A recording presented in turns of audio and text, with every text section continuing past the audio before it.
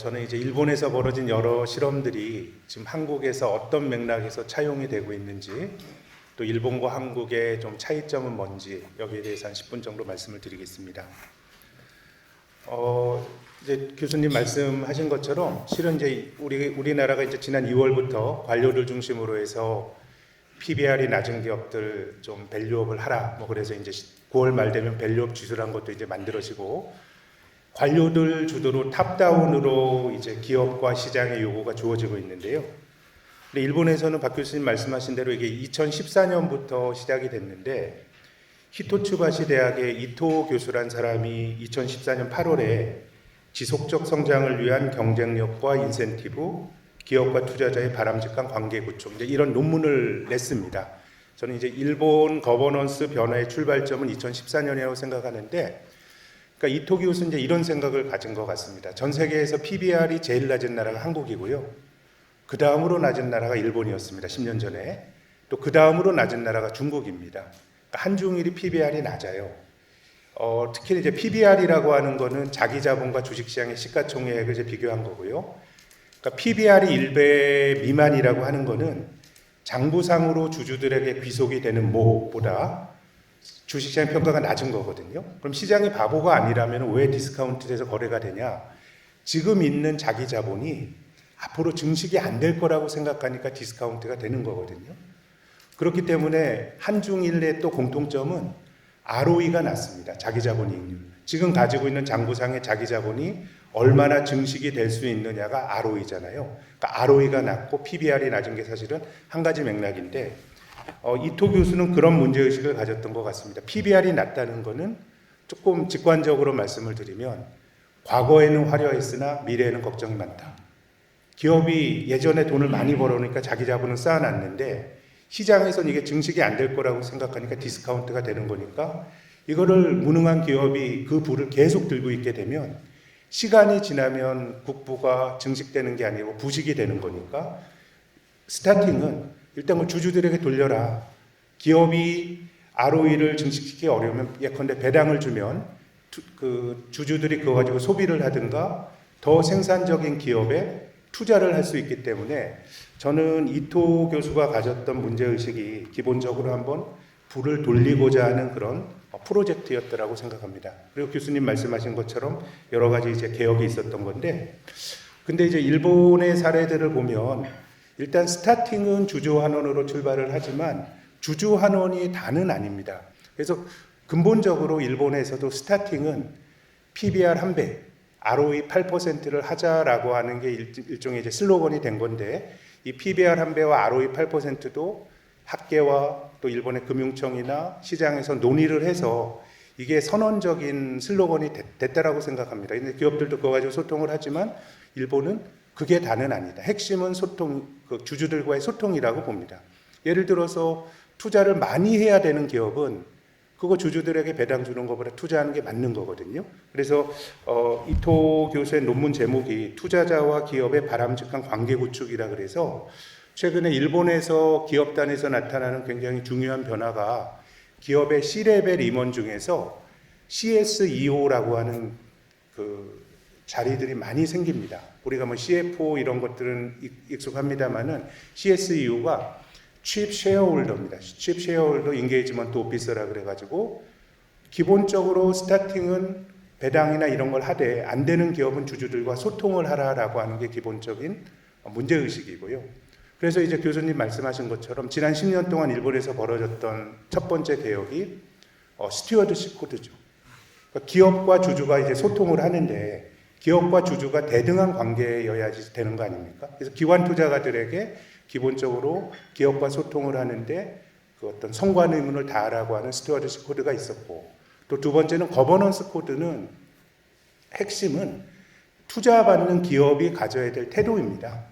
그러니까 어떻게 보면 이제 주주가 성관 의무를 가진 기관 투자가의 힘, 또 주주는 어떻게 보면 기업은 거버넌스 코드를 통해서 투자받은 기업이 해야 될 합당한 의무, 이런 관계를 만들면서 이제 왔다라고 생각을 합니다. 그래서 일본이 PBR 1배가 안 되는 기업, 작년도 3월 달부터 이제 이런 조치가, 그러니까 우리나라에서 벌어지는 여러 가지 일들이 일본에서도 화두가 된 게 작년 3월부터입니다. 이제 증권거래소에서 PBR 1배 미만의 기업은 소통을 해라고 하는데 이제 많은 기업들이 이제 이제 커뮤니케이션을 하는데 그래서 제 생각에는 일본에서의 본질은 좀 주주들과 소통의 문제, 기업이 어떤 행동을 할 때 그걸 충분히 소명하라. 그리고 이제 그런 것들이 일본에서 굉장히 다양하게 나타나고 있는 것 같고요.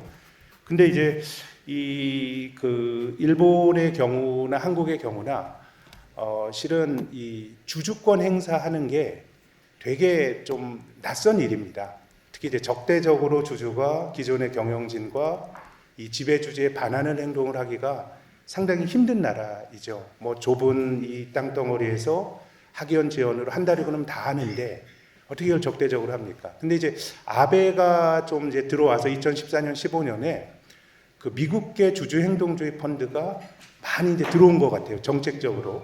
그래서 저는 일본이 매기를 풀었다고 생각합니다. 자본시장에 뭔가 이제 압력을 넣고 이제 그러다 보니까 작년에 일본 주식시장에서 나타났던 중요한 변화가 자발적 상장 폐지가 굉장히 많이 늘어났습니다. 이 MBO라 그래서요.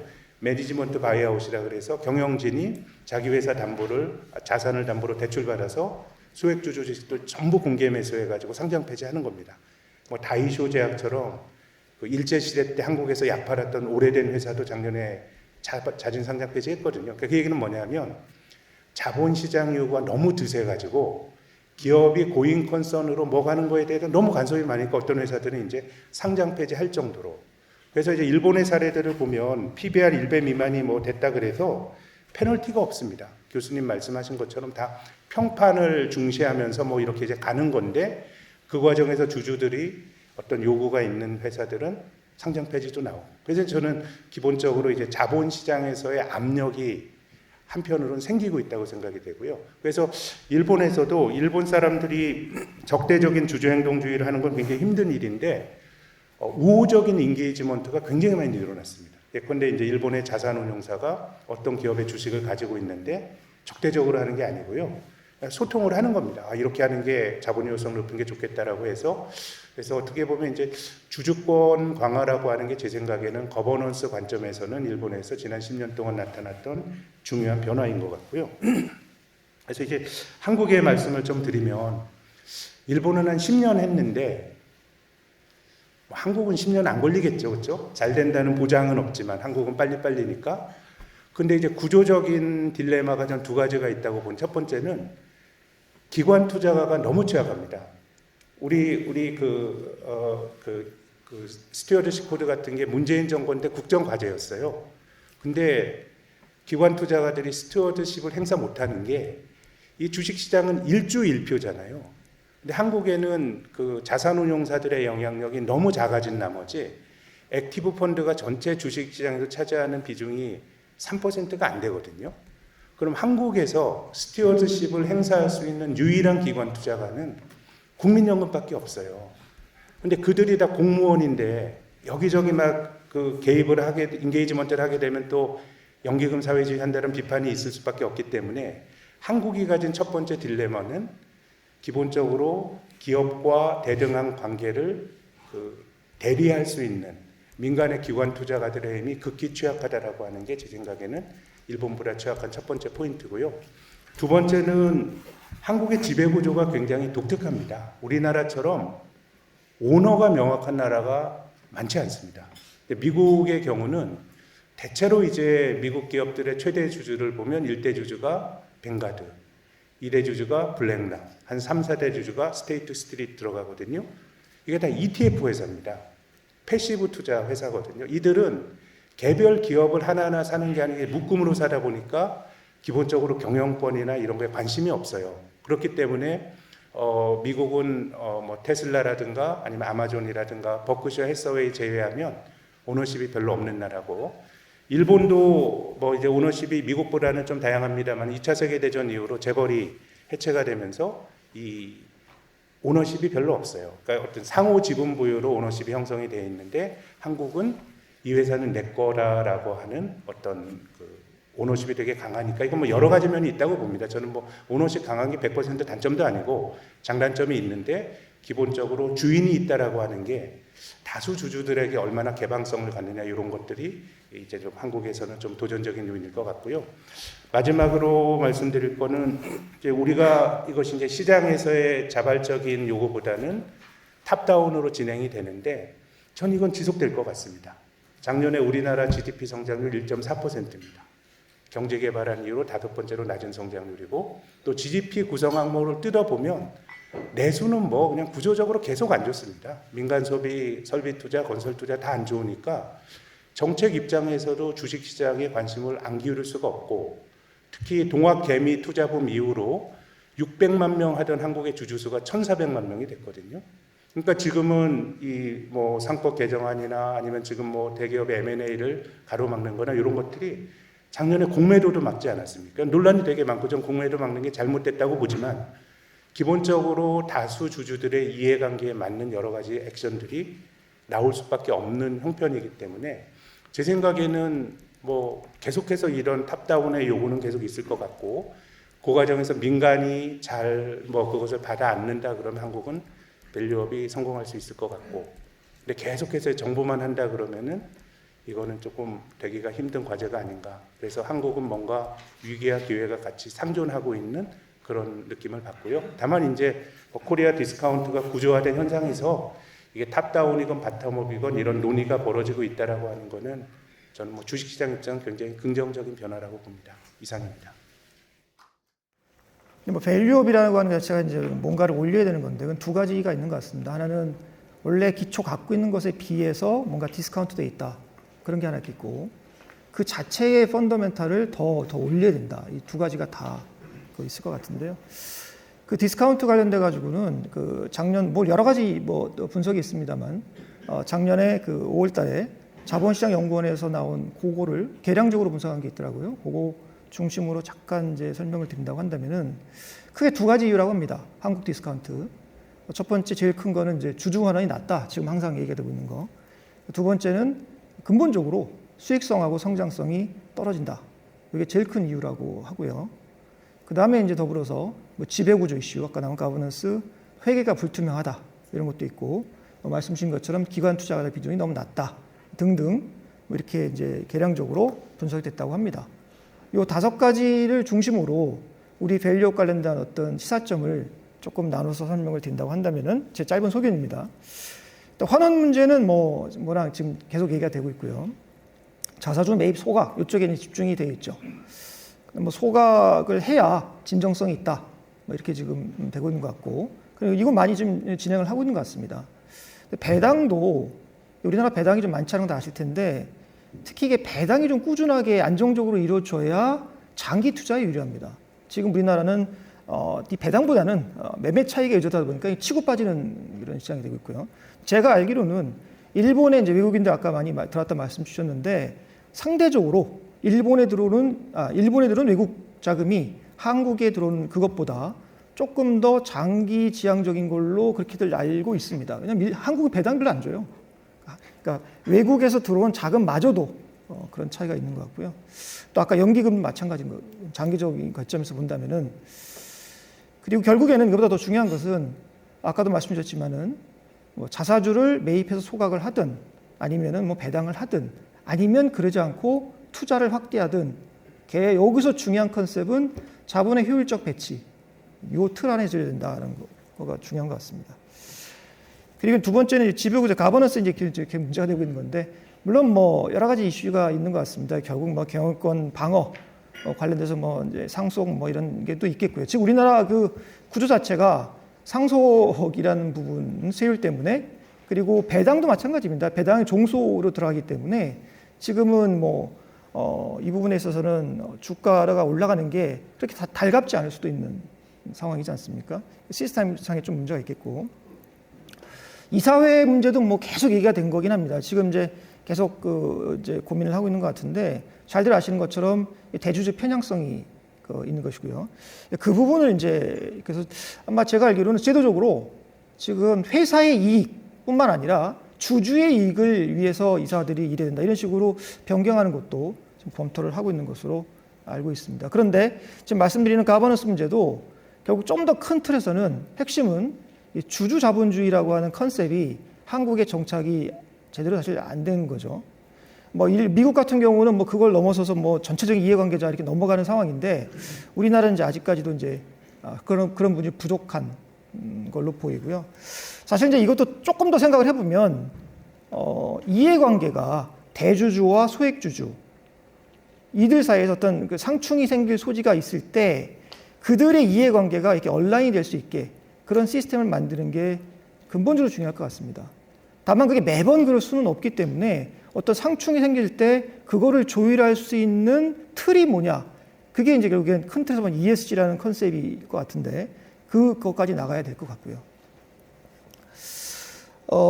그다음에 이제 조금 더 펀더멘탈하지만 아주 근본적으로 어려운 문제는 이제 아까 말씀 수익성과 성장성 이슈인 것 같습니다.